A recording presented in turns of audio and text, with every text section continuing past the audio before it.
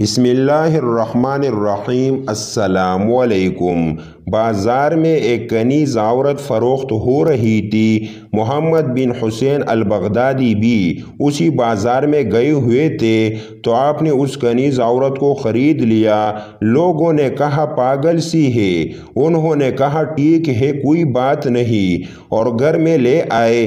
رات کو آدھی رات کے بعد آنکھ کھلی تو وہ لونڈی کنیز عورت مصلے پر بیٹھی، آنکھوں سے آنسو بہہ رہے تھے، رو رو کے سینہ گٹ رہا اور اللہ سے کہہ رہی ہے کہ اے اللہ وہ محبت جو تجھے مجھ سے ہے، حالانکہ کہنا تو یہ چاہیے تھا کہ اے اللہ وہ محبت جو مجھے تجھ سے ہے، لیکن اس نے اللہ سے ہاتھ اٹھا کر کہا کہ اے اللہ وہ محبت جو تجھے مجھ سے ہے، میں اس کے واسطے تجھ سے سوال کرتی ہوں۔ محمد بن حسین البغدادی سن رہے تھے تو انہوں نے ٹوکا، کہا اے لڑکی کیا کہہ رہی ہے تو؟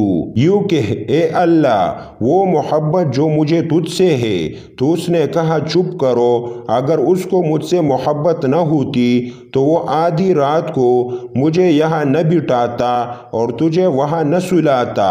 اس کو مجھ سے محبت ہے تو اس نے مجھے میری نیند سے اٹھا کے مصلے پر کھڑا کر دیا، پھر کہنے لگی اے اللہ اب تو تیری میری محبت کا راز فاش ہو گیا، لوگوں کو پتہ چل گیا کہ ہم محب و محبوب ہیں۔ اے اللہ آپ مجھے اپنا وصال دے دے، مجھے اپنا ملاپ دے دے، اپنے پاس بلا لے۔ چیخ کی آواز آئی اور جان نکل گئی تو فرماتے ہیں مجھے بڑا غم ہوا، میں اٹھا اس کے کفن کا بندوبست کرنے کے لیے۔ جب میں کفن لے کے آیا تو دیکھا کفنی کفنائی پڑی ہوئی، سبز کفن میں لپٹی، اور اس کے اوپر نورانی الفاظ سے لکھا ہوا تھا کہ سن لو اللہ کے دوستوں کو نہ دنیا میں غم ہے نہ آخرت میں خوف ہے۔ خالد بن عبدالعزیز کہتے ہیں کہ حافظ الحدیث حیوہ بن شریح رحمۃ اللہ علیہ بہت ہی مفلوق الحال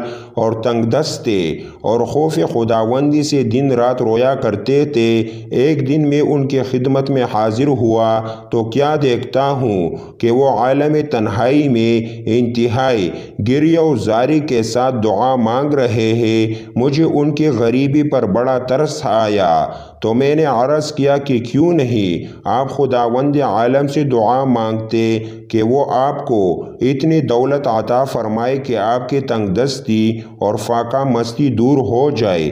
یہ سنتی ہی حضرت حیوہ بن شریح رحمۃ اللہ علیہ نے دائیں بائیں مڑ کر دیکھا اور زمین سے کچھ کنکریاں اٹھائے اور انہوں نے ان کو میری طرف پھینک کر فرمایا کہ اللہ تعالیٰ اپنے بندوں کی مصلحتوں کو خوب جانتا ہے۔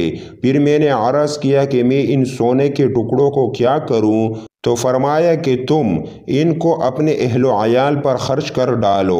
خالد بن عبدالعزیز کا بیان ہے میں اس حال اور ان کے جلال سے اس قدر خائف ہو گیا کہ مارے ڈر کے ان کے فرمان کو ٹال نہیں سکا، اور میں ان سونوں کے ٹکڑوں کو ساتھ لے کر اپنے گھر چلا گیا۔